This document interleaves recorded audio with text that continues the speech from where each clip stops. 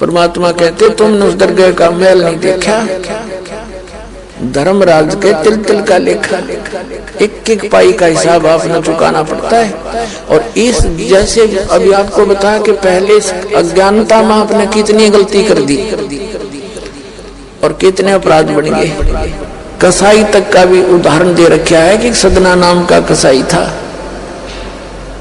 और वो भी अपने जॉब को छोड़ना नहीं चाहा था। कदे भूखा मर जाऊं मैं और क्या करूंगा, भगवान संतों का ज्ञान सुना पर संत से मिला सदना और प्रभावित हुआ, सारी बातों को स्वीकार किया, लेकिन रोजी रोटी फिर अड़ गया गए।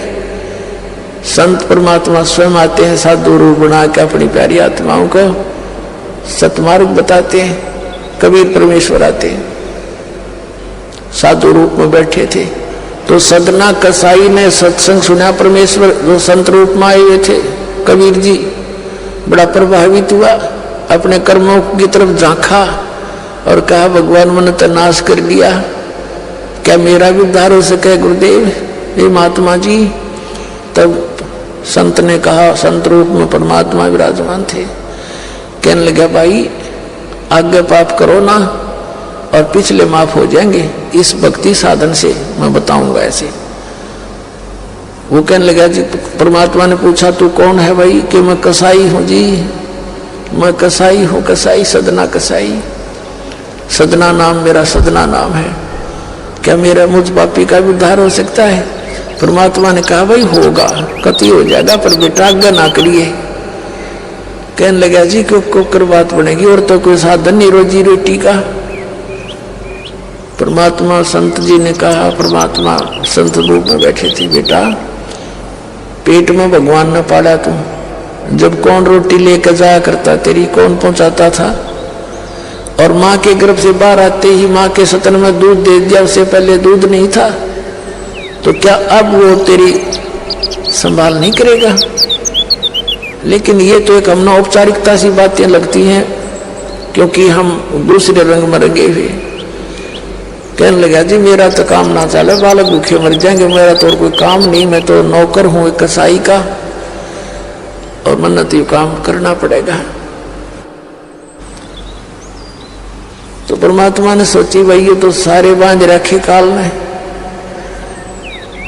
कहा, परमात्मा ने कहा बेटा इसने छोड़ दे तू। तो सदना कसाई कहने लगा महाराज जी कुकर छोड़ू भूखे मर जाएंगे, बालक कर नाम लेना चाहे उठे नहीं, मेरा उद्धार कर दो गुरुदेव, उद्धार कर दो, मैं तो कति नरक में गया। परमात्मा बोले भाई नो दोनों बात क्यों करोगी मेरे। फिर परमेश्वर ने सोचा चल भाई चाक सूती है इसकी तो बहुत जबरदस्त इच्छा भगवान में। तो मालिक ने कहा ठीक है बेटा तू यूं करिए, एक अपना लिमिट बना ले कि इससे ज्यादा नहीं बकरे काटेगा, जितनी तू ज्यादा से ज्यादा बना ले, पर रही है वचन पे। अब सदना बोला जी ठीक है। उसने सोचा रोज के 5-4 काटने पड़े हैं, हम बेईमान से कहने लगा अब जी 100 तो ज्यादा नहीं काटूंगा डेली। परमात्मा बोले अच्छा भाई जाता ठीक है बेटा, दे रही है वचन पे, अकजी पक्का हूं मैं वचन का। चला गया। अब क्या हुआ कि उस शहर में राजा की लड़की का ब्याह हो गया, बारात आ गई और उसमें बकरे दारू चल रहे। मुसलमान बादशाह था, मतलब मांस तो आम खाते हैं, दारू शराब तो नहीं होगी खैर। अब उसके सदना के मालिक ने आदेश दिया कि सदना बड़ा ऑर्डर आएगा इससे, और भाई ला दिए बकरे डरा कर रख दिए 20। अब 20 काट दिए सदना ने, फिर डिमांड आएगी 20 की और। कहने का भाव ये है कि 100 के 100 बकरे कट गए।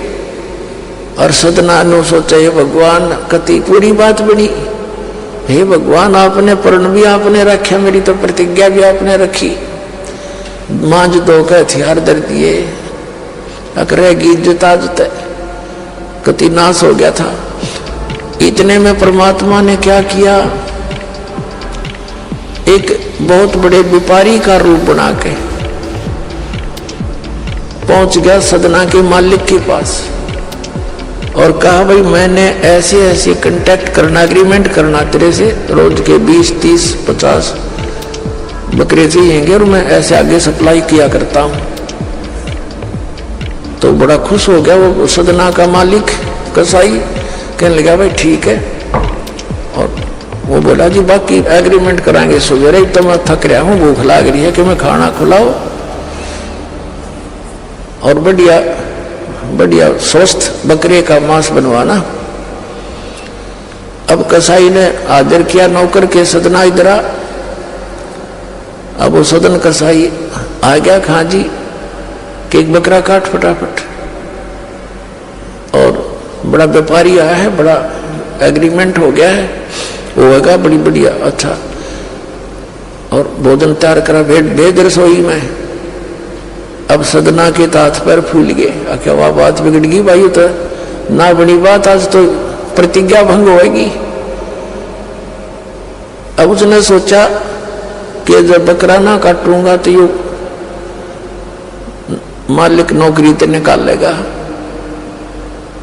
और जब बकरा काट दिया तो वचन भंग हो गया, मेरी तो बात बिगड़ गई दोनों तरफ से। तो उसने सोचा एक आदमी का भोजन बनेगा, तो उसने क्या सोचा कि बकरे के नले नले काट दूं अंडकोश, अब मेरा पर्ण भी रह जाएगा और भोजन भी बन जाएगा एक आदमी का। हथियार उठाया और बकरे के वो नले काटने चाहे, बकरा बुलवा दिया परमात्मा ने बोला सदना और देख भाई मर्यादा ना तोड़े, ना जाने कितनी बार तो तू बकरा बन लिया और मैं बना कसाई, और देखियो मैंने तेरे गल काटे हैं, तेरे को ऐसे नहीं काटा जैसे तू काटने जा रहा है। अब सारी रात तड़प कर मरूंगा मैं, तब भी फिर मैं ऐसे ही काटूंगा तेरे को, ये देख लेना। अब बकरा किस सदना किसके बकरे काटे था, हाथ मत कर छूट गई, कप्पा खड़ा खड़ा बकरा बोले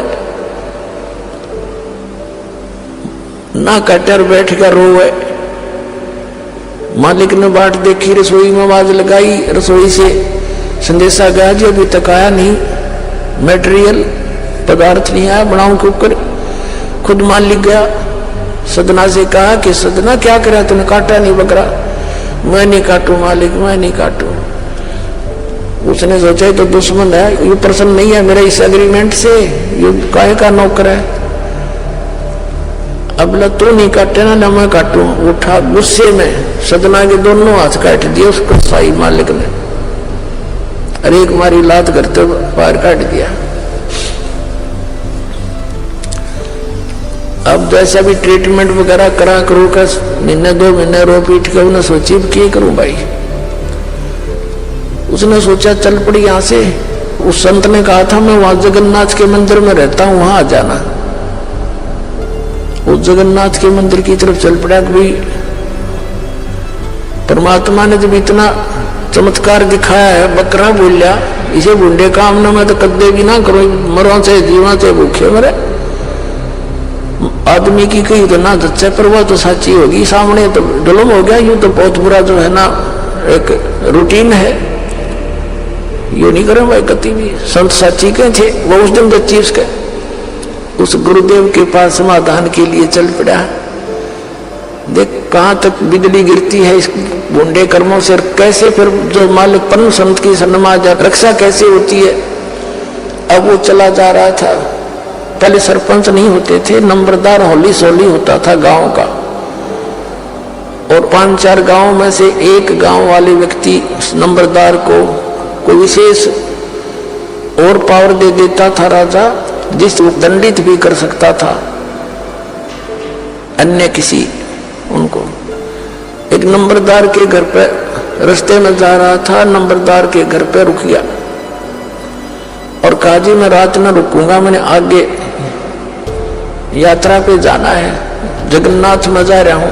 तो पहले धार्मिक वैसे तो आम व्यक्ति की बहुत इज्जत करता थे अतिथि की। नंबरदार ने सदना को रोक लिया, रुक जा भाई, भाई रोटी खाइए, अलग से व्यवस्था कर दी, खाना खुना खा ठाठ तरह। अब क्या हुआ कि उस नंबरदार की पत्नी जो थी वो बैड कैरेक्टर थी।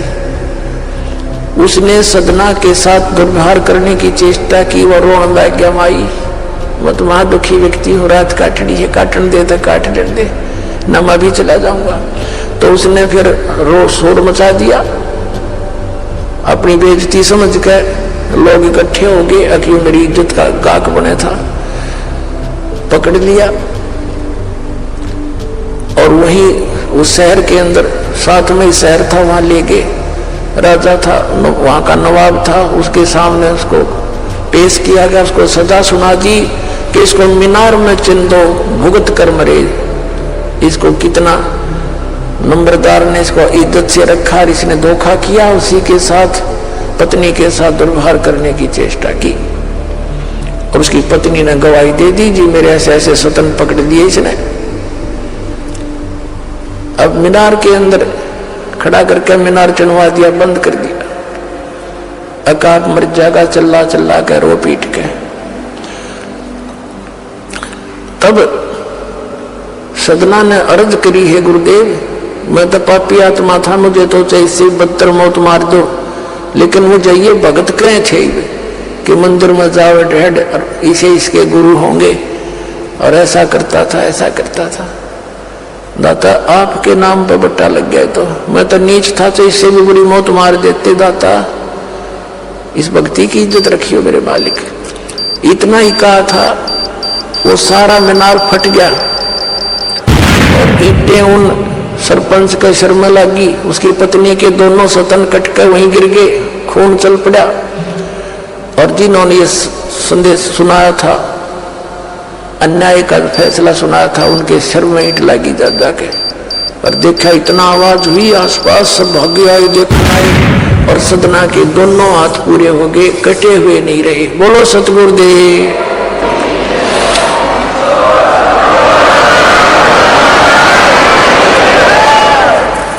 तो कहने का भाव ये पुण्यात्मा, हम मर्यादा इतनी भारा मान रहे हैं तो भगवान के मार्ग पर चलने वाली, और उनसे ही लाभ होगा। भाई जो गुरु वचन पर डट गे, कट गे फंद 84 के, कट गे फंद 84 के, कट गे फंद 84 के। भाई जो गुरु वचन पे डट गे, कट गे फंद 84 के। वस्तु मिली ठोड़ की ठोड़, मिट गी मन पापी की दौड़। वस्तु मिली ठोड़ की ठोड़, मिट गी मन पापी की दौड़। भरम मिटे मथुरा काशी के, भरम मिटे मथुरा काशी के। भाई जो गुरु वचन पर डट गे, कट गे फंद 84 के। अब पुणात्माओं, सदना जैसे कसाई का उद्धार कर दिया उस परम पिता ने, तो आप कद कहना है कि है जिस मार्ग पर लग जाओ, तो वही मार्ग, वही परमात्मा और वही ज्ञान, वो समाधान आज इस दास को दे रखा है उस दाता ने। इसका लाभ उठाओ, औरों को भी समझाओ, सच से परिचित हो जाओ।